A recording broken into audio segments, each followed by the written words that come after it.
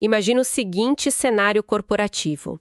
Uma empresa gigante decide demitir, tipo, os 10% de funcionários com o pior desempenho todo santo ano. Uhum.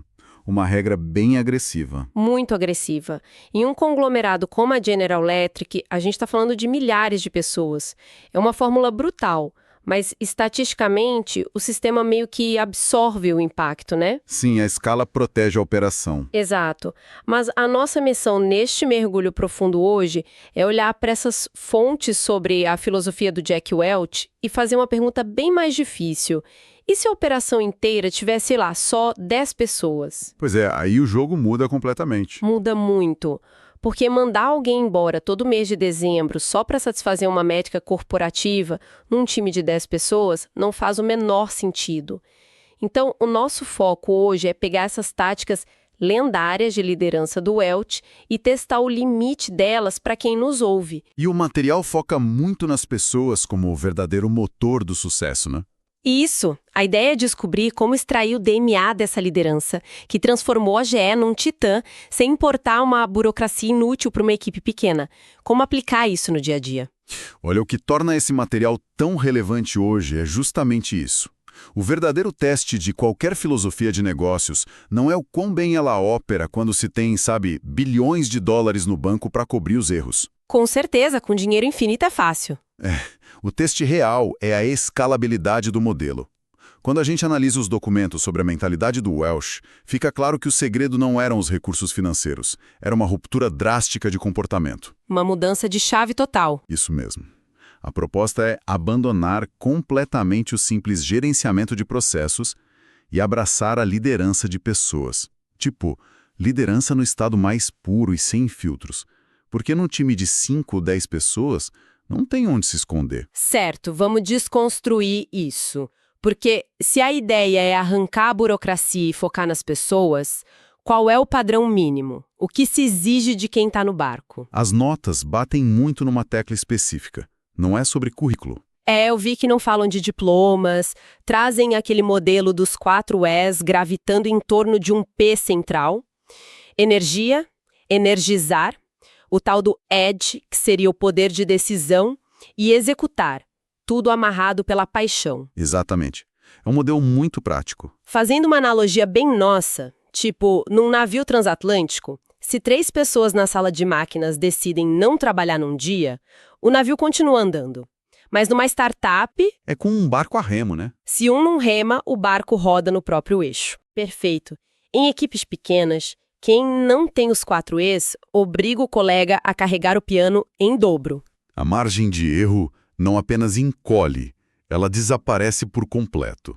E a aplicação prática desses 4 Es na trincheira do dia a dia é o que separa um time que entrega resultado de um que só bate ponto. Dá um exemplo real disso, do primeiro E, a energia. Bom, não estamos falando daquele cara que toma 3 expressos e fala alto na reunião.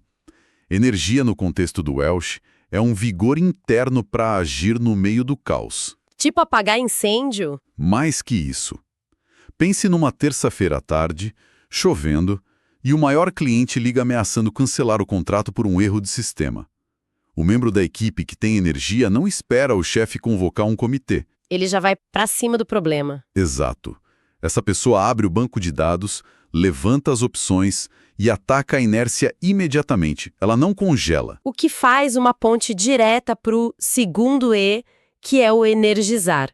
Porque assim, de nada adianta ter uma bateria infinita se a atitude da pessoa suga a energia de todo o resto da sala. Nossa, isso acontece muito. Os famosos vampiros de energia. Sim. Mas, na prática de um escritório pequeno, como alguém energiza os colegas sem parecer, sabe, aquele palestrante motivacional vazio que ninguém aguenta mais ouvir? O material é muito claro sobre isso. Energizar não tem nada a ver com discurso decorado. Tem a ver com inspirar através de uma visão tática. É convencer a equipe de que o impossível dá para ser feito. E como é isso na prática de uma semana difícil? Imagina aquela semana de entregas cruéis, onde o sistema cai e o prazo está estourando. Quem energiza é a pessoa que senta do lado do colega que já está exausto, ajuda a desatar um nó técnico e diz com convicção genuína que o time vai conseguir entregar. É quase uma transferência de confiança, né? Exato, é confiança tática. Não é só um otimismo cego, do tipo vai dar tudo certo. A pessoa põe a mão na massa junto. Faz sentido. Agora, lendo as anotações, o terceiro E parece ser o maior ponto de atrito em times pequenos, o tal do edge. A borda ou a coragem de decidir. Esse é o E mais doloroso, sem dúvida. O texto diz que é a coragem de dizer sim ou não, e nunca deixar as coisas no talvez.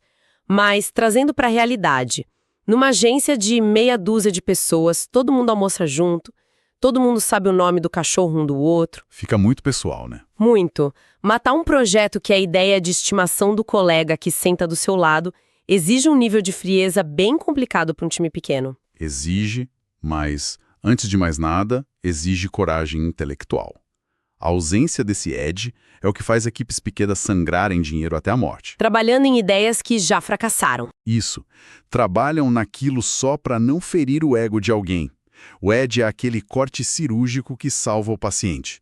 Se você não tem coragem para dizer não, você não está liderando, está só buscando aprovação social. E isso deságua direto no quarto E, o executar. Sim, porque tomar a decisão difícil não serve de nada se você não transformar isso num resultado palpável. Uma decisão sem execução é... É só uma alucinação coletiva. Perfeito, é exatamente isso. E o material pontua lindamente que o P central, a paixão, é a graxa que faz isso tudo não travar. Se a pessoa não se importa genuinamente, a energia simplesmente cerca na primeira crise. A paixão é o combustível. Mas aí eu caio num dilema estrutural. A gente estabeleceu que a equipe precisa desses 4 E's e não pode ter medo de ferir egos. Só que como a liderança sabe quem realmente está entregando valor sem ter um RH gigante rodando métricas complexas? O que é fascinante aqui é como Jack Welch resolve esse problema com a infame curva de vitalidade. Aquele sistema 20-70-10 ou conceito de diferenciação. Ah, a famosa curva. Sim, e é aqui que muita gente interpreta as notas errado. A premissa divide a equipe assim. Os top 20% são os motores, os 70% vitais são o coração operacional e os 10% da base atrasam a operação. Mas espera, aplicando a matemática fria, se eu tenho uma empresa de 10 pessoas, eu sou obrigada a apontar o dedo para um funcionário todo ano e demitir? Isso destrói a cultura de qualquer startup. É roleta russa corporativa. Calma, o erro fatal é justamente tratar a regra como uma cota de demissão engessada. Os textos ensinam que o mecanismo é de calibração, é sobre honestidade radical. Então, não é para demitir um por ano obrigatoriamente? Não. Em um time de 10 pessoas, a liderança sabe na hora quem são os 2 indivíduos, os 20% que salvam a pátria todo mês. O erro é não recompensar esses 2 o suficiente, o que faz eles irem embora. E os 70%? São os 7 membros sólidos que mantêm as luzes acesas.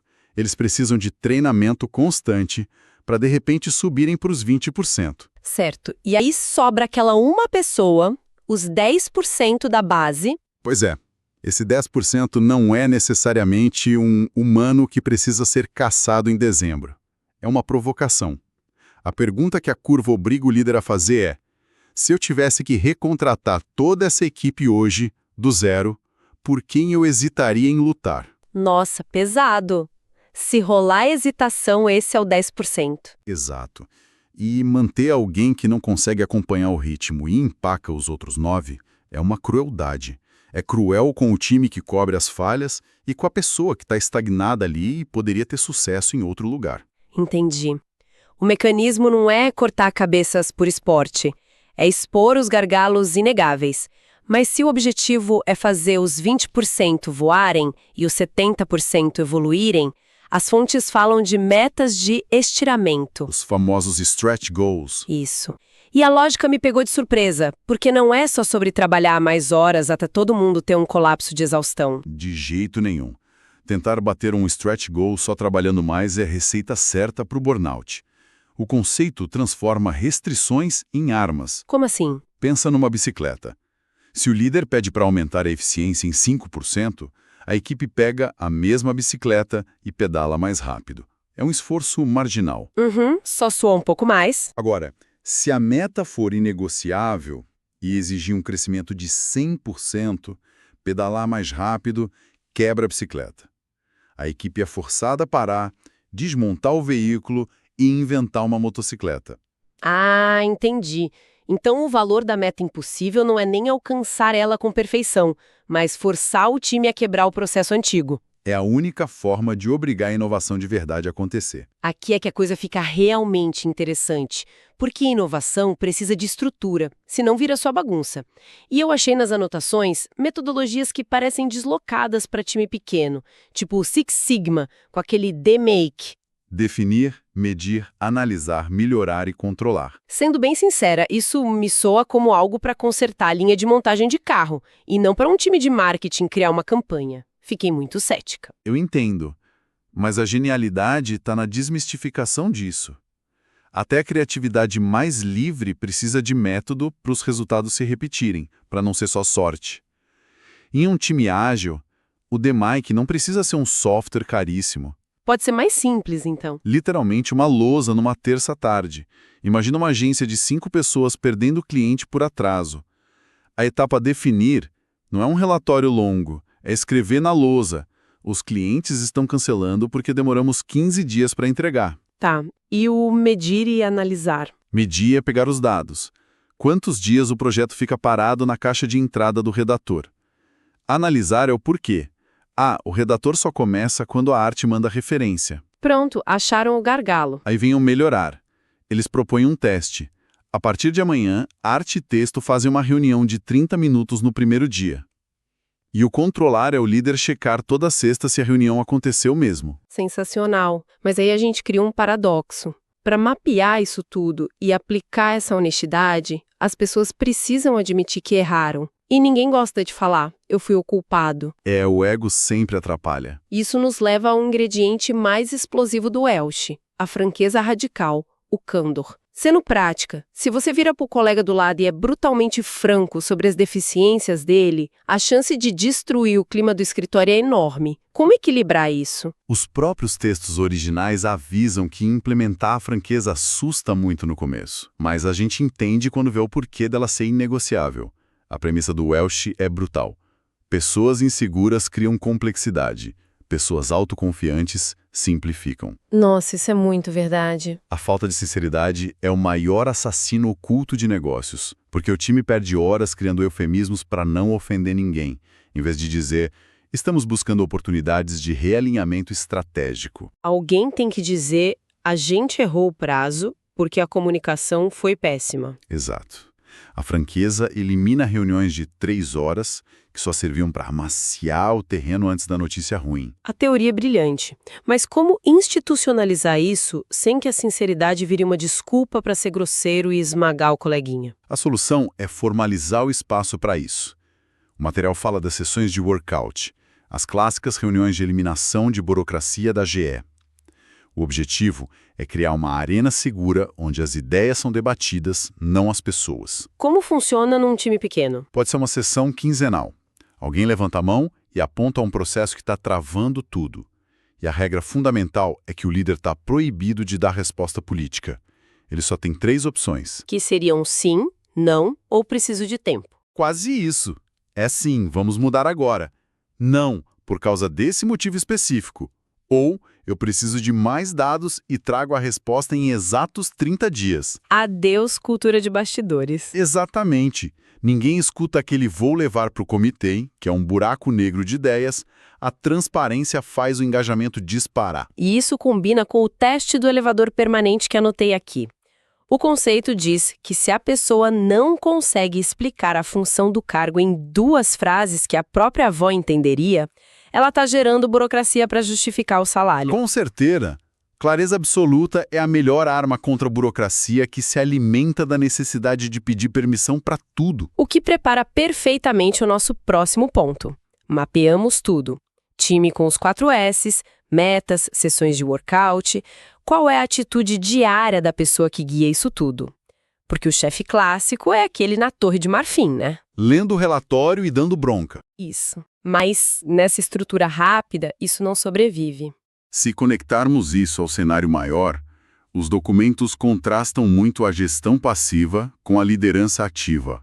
O gestor passivo espera o fim do mês para ler relatório, manda áudios de 10 minutos, toma decisão para agradar o chefe e delega para esquecer. O famoso se der certo o mérito é meu, se der errado a culpa é da equipe.